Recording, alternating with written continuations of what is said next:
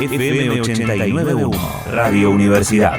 Ya estamos en comunicación con el señor Jorge Chamorro, como todos los días, que viene aquí a participar de esta programación especial de Radio Universidad. ¿Qué tal, Jorge? ¿Cómo estás? Buenas tardes. ¿Cómo andan, Mau y Rocío? Qué gusto hablar con ustedes. Bien, muy bien. Y también, Jorge, le damos la bienvenida en este espacio del programa al economista Claudio Lozano para que se pueda unir con nosotros también en esta charla. ¿Qué tal, Claudio? ¿Cómo estás? Aquí Mauro Jardón, Rocío Díaz, tenemos a Jorge Chamorro desde su casa también. Sí, ¿qué tal? ¿Cómo les va?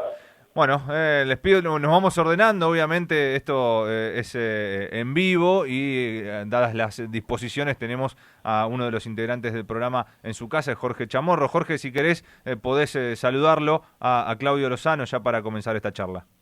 Bueno, va a ser un gusto porque aparte es un funcionario de este gobierno, hombre del Banco Nación, así que su palabra es muy importante. ¿Qué tal, Claudio? La pregunta inicial es, como economista, quería saber si de alguna manera cree que las últimas resoluciones central y especialmente de la Comisión Nacional de Valores restringiendo la utilización de los fondos comunes de inversión, los money market, hacia determinados instrumentos como el dólar contado con liqui, el dólar bolsa.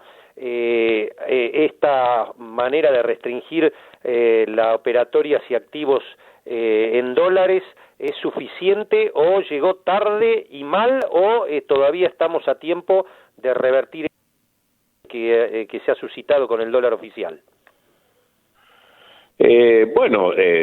Digamos, efectivamente no, digamos, es algo que viene a tratar de conjurar lo que ha sido el comportamiento especulativo que hemos tenido en torno al dólar MEP y al dólar contado con líquido en los últimos tiempos, y de alguna manera la presión cambiaria vigente. En este sentido se inscribe también ya en otras definiciones. Hay que recordar siempre que el comienzo de toda esta escalada se dio en el marco de una operatoria por parte de los grandes bancos privados que habiendo sido beneficiados por un conjunto de disposiciones del Banco Central que le otorgaban mayor liquidez con el objetivo de favorecer los créditos a las pymes, en lugar de hacer esto, intervinieron sobre la base del financiamiento de cauciones bursátiles, permitiendo los primeros movimientos alcistas del tipo de cambio. Y básicamente lo ocurrido con el contado con líquido y el MEP. O sea que ahí comenzó la historia. Primero el Banco Central intervino impidiéndole a los bancos que vuelvan a intervenir sobre el mercado bursátil, y ahora va sobre las actividades de los fondos de inversión. Me parece que es una medida razonable. Creo que al mismo tiempo también habría que establecer mecanismos que obligaran a que los que utilizan bonos, la compra de bonos para luego venderlos haciéndose de dólares, y que lo hacen a través de el dólar bolsa o del dólar contado con líquido, todas estas operaciones se hacen sobre la base de la compraventa de bonos en un tiempo prácticamente online. Me parece que un mecanismo que hay que utilizar es el tema de obligar a que aquellos que compran los bonos tengan que quedarse con los bonos durante un lapso de tiempo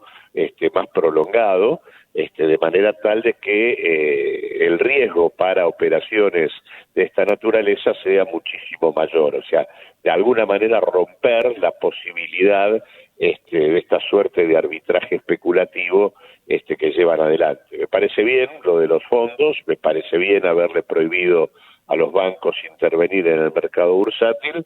Me parece que habría que seguir quitándole la posibilidad de este arbitraje con los bonos, de la compra-venta de bonos de manera simultánea, de manera tal de terminar de alguna forma con este movimiento especulativo. Al mismo tiempo que también me parece que hay que ser muy rigurosos en el control de la oferta de divisas, del ingreso de las divisas, de manera tal de que no haya procesos de subfacturación de exportaciones en contextos de esta naturaleza, y también de fuerte control sobre el sistema de precios, básicamente porque sabemos que este tipo de comportamientos en el mercado cambiario, si tienen algún efecto negativo, es cuando se trasladan al sistema de precios, ¿no?, de manera directa. En este orden de formas regulatorias para evitar esta timba financiera, apto entonces, de acuerdo a lo que usted está exigiendo, cortar este arbitraje, ¿sería apto cambiar el posicionamiento del ELIX por bonos del Tesoro para que esos pesos los maneje el Poder Ejecutivo y no los bancos? Yo creo que en un contexto donde está claro que hace rato que los bancos no son un instrumento que cumpla con el objetivo de financiar ni financiar inversión ni capital de trabajo, y mucho menos en el último tiempo de alguna manera tuvieron claras resistencias a llevar adelante el financiamiento, sobre todo sobre la pequeña empresa, ¿no?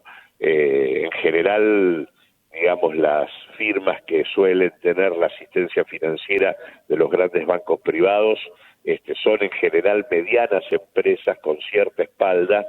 La pequeña y mediana más limitada tiene muchas dificultades.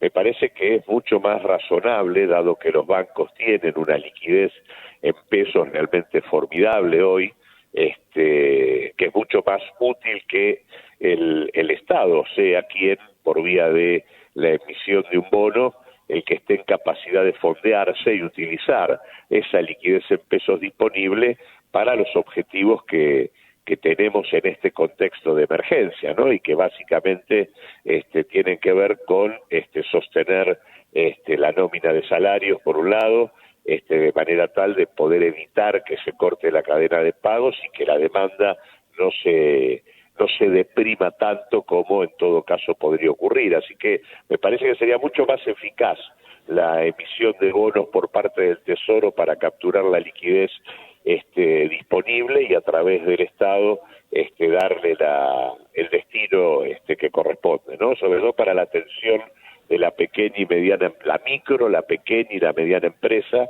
Me parece que es mucho más razonable hacer esto que estar esperando que los bancos se ocupen del tema.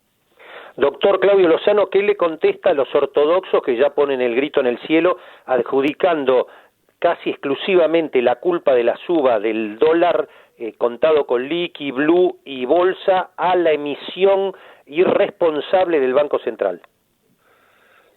Bueno, no, creo que lo que de alguna manera, primero hay varias cosas que están en juego en el comportamiento cambiario. Por un lado están los comportamientos especulativos que tienen que ver con actores concretos, por eso me parece que el tema de señalar de qué manera los grandes bancos transformaron la liquidez que tenía por destino financiar a las pymes en un mecanismo que implicó transformar a la bolsa en un ámbito especulativo digamos para la suba del dólar MEP y del contado con liquid. Me parece que es más importante señalar esto que hablar de que la emisión es lo que produce esta cuestión. Está claro que la emisión en este contexto no tiene ningún efecto de carácter inflacionario, en tanto uno tenga las herramientas sobre el control cambiario afinadas, y en ese sentido por eso es que hay que afinar todos los mecanismos que acoten la especulación. Por eso insistía no solo con lo que ya hizo el central, sino concretamente con el tema de modificar la normativa vigente respecto a la compraventa de bonos. Hay que obligar a que tengan que estacionarse aquellos que los compran durante un tiempo, de manera tal de que no puedan llevar adelante maniobras especulativas de esta naturaleza, y hay que acompañar esto de un estricto control sobre el ingreso de las divisas. Me parece que estos elementos son los que hay que tener, de manera tal de que la emisión no tenga impactos negativos no pueda tener efectos negativos en el mercado cambiario.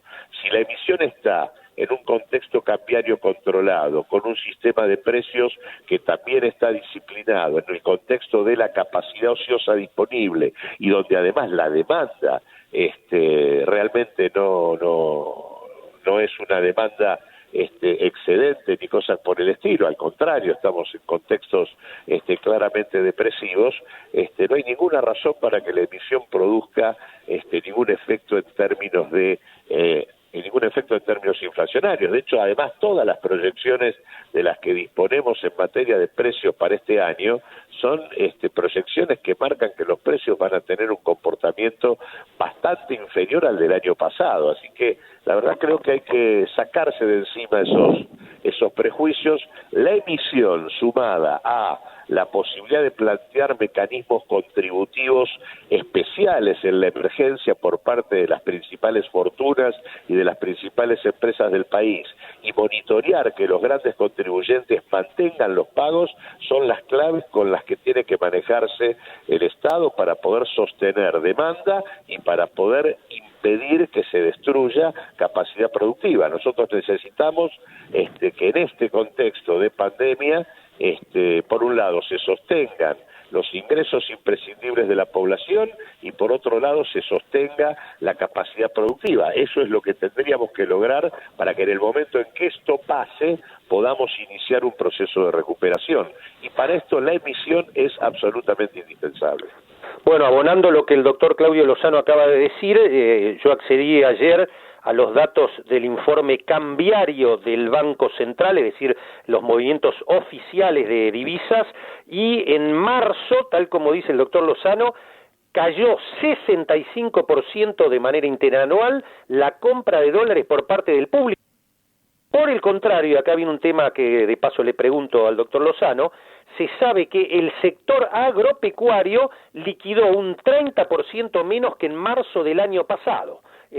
¿Cómo está jugando este jugador de las divisas, doctor Lozano?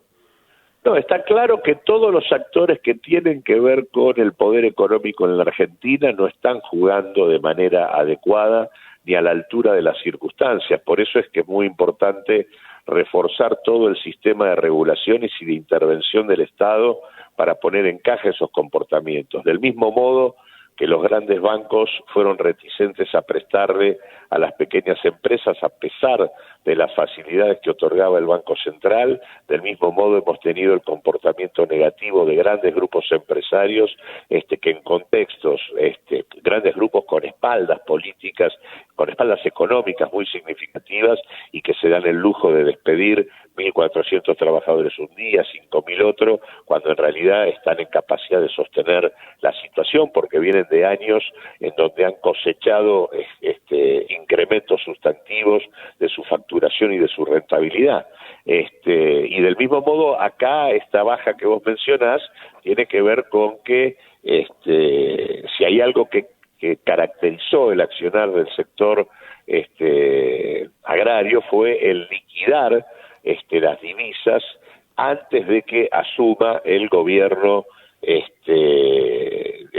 Alberto Fernández, o sea, anticiparon la liquidación de exportaciones a los efectos de evitar tener que pagar las retenciones que sabían que se iban a imponer por parte del nuevo gobierno. Eso hizo que adelantaran digamos, la liquidación de exportaciones en los meses finales del gobierno de Macri, antes de la asunción de Alberto Fernández, y eso es lo que explica, digamos, la baja interanual que uno puede encontrar en la liquidación de divisas de los primeros meses de este año. Claramente un comportamiento, obviamente de carácter especulativo, dirigido a tratar de eludir el pago de impuestos, como lo hacen sistemática y permanentemente. Pero digo, es un elemento más, al igual de el comportamiento negativo expulsando o despidiendo trabajadores, reticentes a prestar en el caso de los bancos, el aumento en el precio de los alimentos cuando no hay ninguna razón que justifique tal cosa, y en este caso también el comportamiento especulativo respecto al ingreso y a la liquidación de exportaciones. La última por mi parte, bueno, dicho todo esto, el panorama, cómo se va a presentar de ahora al futuro, atento lo que muchos de ustedes consideran que una cosa es un pico y otra cosa es una tendencia que pueda hacer que algunos vivos empiecen a referenciar precios domésticos en los dólares más altos, no en el oficial que maneja el 90% de la economía. ¿Esto es así y qué opina?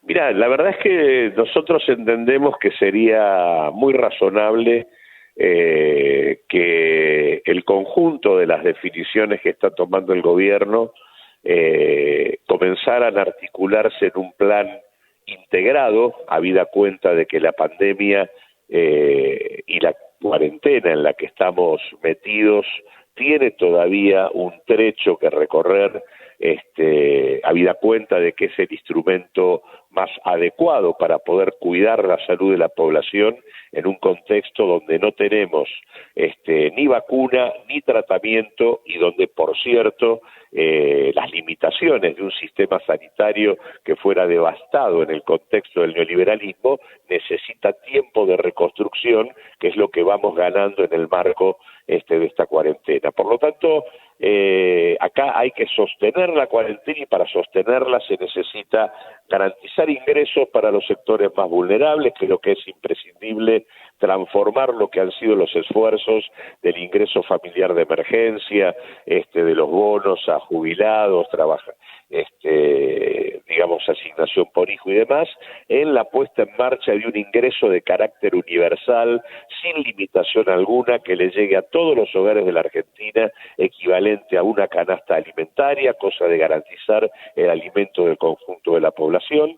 Me parece que en segundo lugar hay que sostener por vía de la política fiscal la nómina de salarios de los micro, la pequeña y la mediana empresa. Hay que bajar sustancialmente la carga tributaria en línea con lo que viene planteando el programa de asistencia al trabajo y la producción. Creo que hay que ser claros respecto a que no hay necesidad de afrontar los pagos de tarifas de los servicios públicos de manera tal de que sean las empresas que han tenido beneficios espectaculares en materia de tarifazos en los últimos tiempos, las que asuman a pérdida el tiempo que la pandemia efectivamente necesita, sin corte alguno sobre los servicios esenciales. Me parece que renta universal, sostenimiento de las pymes y declarar de utilidad y de interés público todas aquellas actividades que son imprescindibles para afrontar este tiempo, de manera tal de dotar al Estado de los mecanismos que le permitan intervenir para ajustar el comportamiento de aquellos que no están respetando las necesidades que tiene hoy el conjunto de la comunidad, y me refiero con eso al tema de precios en los alimentos, me refiero con esto al tema de el papel de los medicamentos, el precio de los medicamentos y los laboratorios, me refiero con esto al funcionamiento del sistema financiero y demás. Digo, el tema de la necesidad de intervenir reclamando una contribución de emergencia de las principales fortunas de la Argentina y de las principales empresas, digo, todos estos elementos tienen que servir para poder transitar este tiempo con dos objetivos: que no se caiga los ingresos necesarios e imprescindibles que la gente tiene que tener y que no se caiga, que no se destruya capacidad productiva. Hay que sostener el parate para poder, a partir del momento en donde estemos en condiciones de abandonar la cuarentena, poder iniciar un proceso de reconstrucción. Obviamente, esto tiene que darse en un marco en donde con claridad la Argentina efectivamente suspenda los pagos en materia de deuda pública, en línea con lo que ha sido el planteo en materia de oferta a los acreedores respecto a que de aquí al 2023 Argentina no puede seguir afrontando deuda. Antes de despedirlo a Claudio Lozano, Jorge, quería consultarle también, habló acerca de los esfuerzos que está haciendo el Estado, el presidente y demás, y hoy habló el presidente acerca de una campaña mediática y este esfuerzo que tiene que sumar también a salir a desmentir algunas cuestiones que están dando vueltas, en este caso con respecto a las prisiones domiciliarias o a la masiva liberación de presos, como se han referido algunos sectores también a esta cuestión. ¿Cuál es su opinión? Sí, creo que realmente hay una campaña mediática absolutamente lamentable, que se inscribe también en la campaña más general que mencionaba antes, en donde los sectores más fuertes en materia económica lo que pretenden de alguna manera con una pregunta que no tiene respuesta, que es reclamar permanentemente cuándo termina la cuarentena, cuándo termina el aislamiento preventivo, cuando en realidad la pregunta no es esa, la pregunta es qué políticas necesitamos para sostener esto todo el tiempo que sea necesario. Esta es la discusión central de la Argentina, porque no tenemos otro instrumento que nos permita garantizar el cuidado de la población. Y en línea con este tipo de cosas se pasa por alto el hecho de que no en la Argentina, en todos lados, el debate sobre cómo resolver el foco infeccioso que suponen la existencia de cárceles absolutamente desbordadas, es algo que se está discutiendo en todo el mundo, no solamente en nuestro país. Y la verdad que se mezcla de la peor manera, porque la verdad es que hoy nosotros tenemos cárceles que están desbordadas, donde existe el triple de la población carcelaria que podría estar presente allí y donde por lo tanto la posibilidad de la infección y del contagio está a la orden del día y en donde además el otro elemento que hay que destacar es que prácticamente la mitad de los presos en muchos casos son presos que no tienen condena. Son presos sobre la base de prisiones preventivas que en muchos casos no tendrían por qué razón estar presos y podrían seguir su proceso por fuera de las instituciones carcelarias. Consecuentemente, y por otra parte, digamos, las disposiciones que ha tomado la Corte son muy precisas respecto a que aquellos que tienen que ser puestos en libertad supone una evaluación caso por caso, de manera tal de que aquellos que suponen niveles de peligrosidad para el conjunto de la sociedad no tengan que ser beneficiados con una definición de esta naturaleza. Y de hecho se están mezclando presos que salen porque corresponde que salgan con presos que salen en función de este tipo de definiciones. Así que me parece que hay que hablar en serio del tema. Las cárceles son un problema en el contexto de la pandemia, no aquí, en todos lados, en Italia, en Estados Unidos, en Brasil, en todos lados se está discutiendo cómo se descongestionan las instituciones carcelarias y en la Argentina además tenemos el problema de que, como digo, prácticamente la población carcelaria equivale a 3 veces la cantidad que podría estar allí dentro. Y una parte muy importante son prisioneros con prisiones preventivas que ciertamente no tienen condena todavía y claramente podrían estar afuera de los penales en lugar de estar adentro. Lozano, muchísimas gracias por su tiempo, por este contacto y bueno, lo estaremos molestando más adelante también ante cualquier otra consulta. Muchas gracias.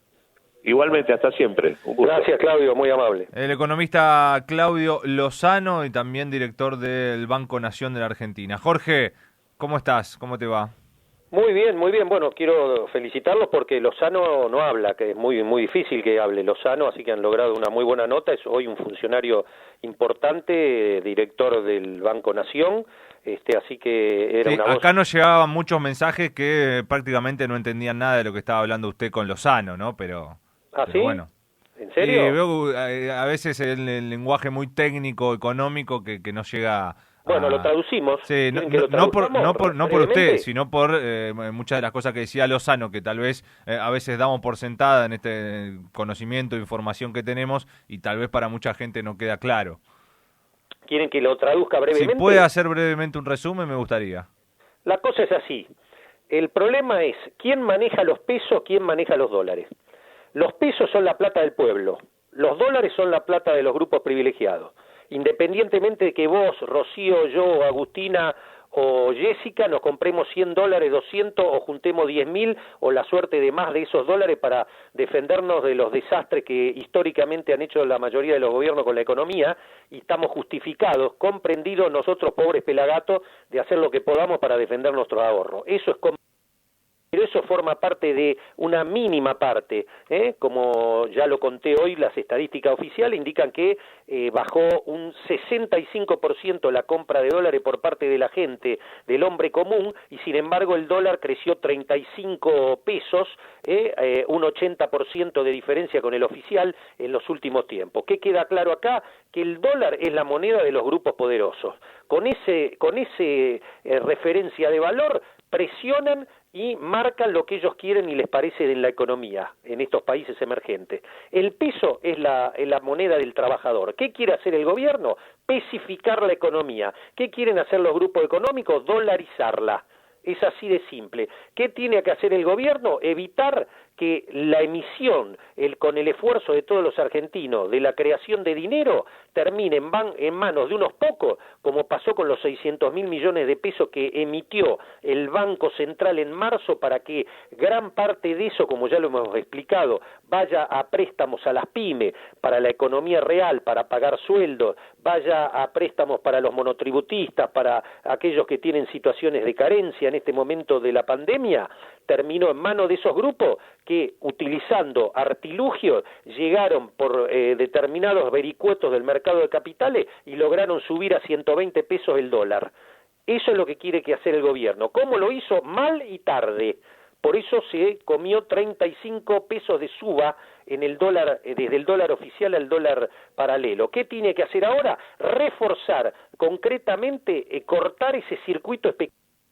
Lo tiene que hacer, por ejemplo, es muy simple, no puede ser que los instrumentos del país, si quieren especificar y hacer fuerte la moneda de los laburantes, se terminen yendo al dólar. Hay que cortar por parte de la Comisión Nacional de Valores, que se la menciona poco y que ha jugado mal también en esto, hay que cortar que todas las inversiones tengan la posibilidad de ir a moneda fuerte, al dólar. ¿Cómo van a dejar que vayan al dólar? Ahora pusieron que el 75% de los fondos comunes de inversión que manejan los bancos, por supuesto, y las casas de cambio y las sociedades de bolsa, se vayan, el 75% tiene que ir a instrumentos en pesos. ¿Y por qué dejan el otro 25%?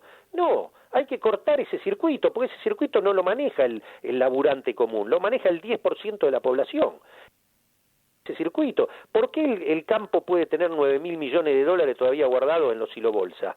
Bueno, yo no estoy pidiendo acá pero estamos en una emergencia.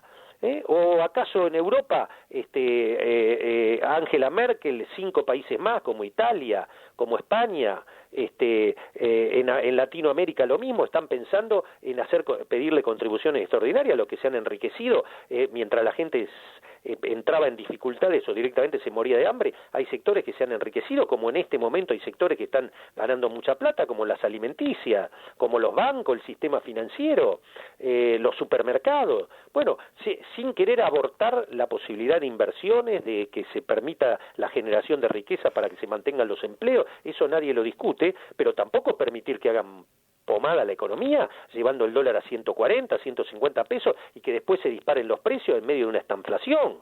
Entonces, ¿qué tiene que hacer el gobierno? Bueno, muy simple, tiene que cortar todo ese flujo de posibilidad de llegar al dólar con los pesos de los argentinos, con el esfuerzo del peso, de los pesos de los argentinos.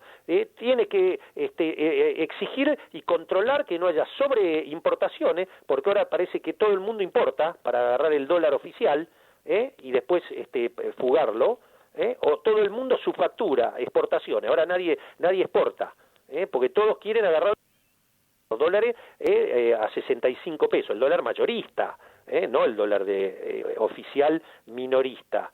Todos quieren ir al dólar mayorista. Entonces, alguna vez hay que tener un arbitraje sobre esos mecanismos que terminan perjudicando la economía. Y no va a ser rezándole a nuestro Señor Jesucristo. Va a ser tomando medidas a tiempo, porque ahora se perdió un mes.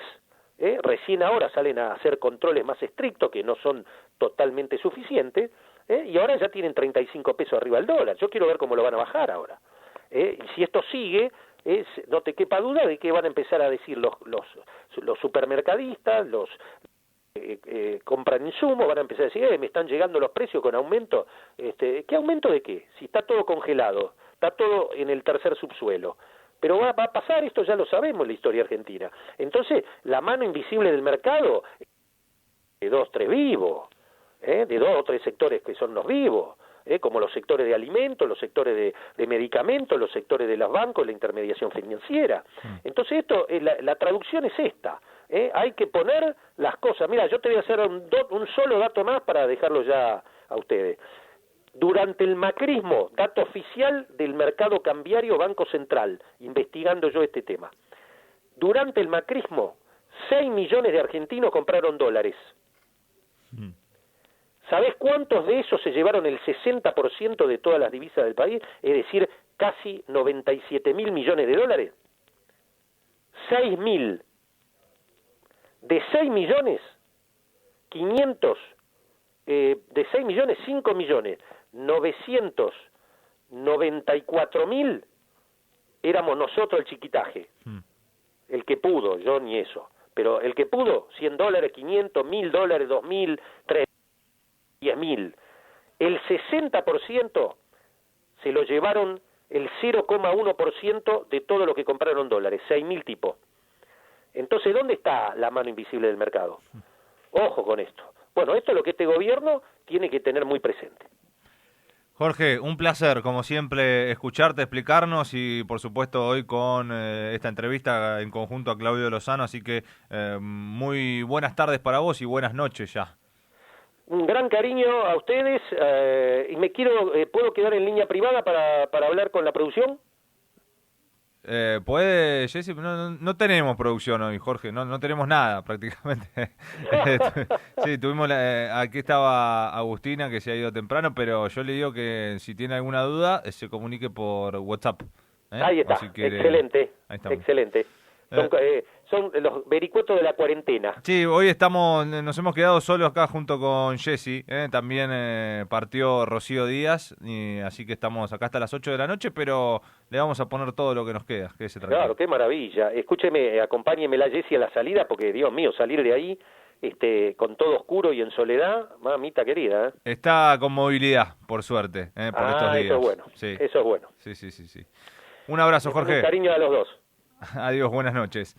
Ahí estaba Jorge Chamorro y antes Claudio Lozano en esta entrevista en conjunto que hicimos junto a Jorge, que después nos la explicó también para todos aquellos que no la habían entendido. Desde la Universidad Nacional de La Matanza, Radio Universidad FM 89.1. Siempre cerca.